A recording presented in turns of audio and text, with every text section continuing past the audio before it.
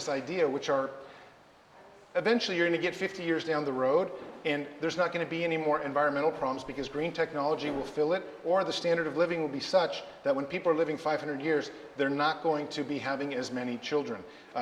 This is a simple fact that the wealthier people get, the more technology they use, the less children they have. So that said, when we talk about an immortality bus, one of the very first things we're constantly running up against is people saying, well, what about overpopulation? So we're going to have a number of rallies against for environmental causes on the immortality bus as a way to grab the millennial generation, which is the youth, and as a way to also show that we're not just talking about destroying the planet at the expense of transhumanism. We're also interested in preserving the planet. We're also interested in humanitarian causes. We're also interested in the kinds of things that make, transhumanists normal human people.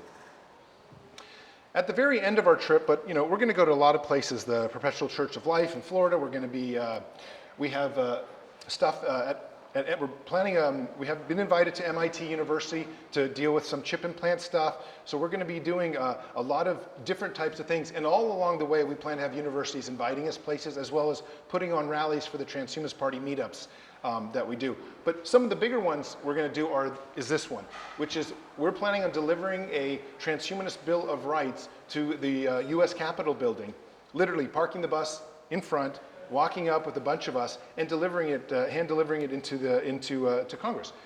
The reason this is important is because, as I mentioned before, you have a Congress, a Supreme Court, and a president that's all of them believe in afterlives, and a lot of them are just not willing to push any type of real life extension agenda.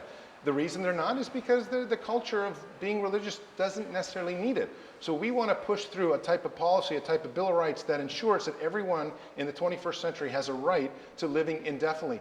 We want to push through policies that absolutely insist that the government put its money into medicine, science, and technology instead of wars. If you're not aware, America spends 20% of its GDP on bombs, on far-off wars, and on defense. When it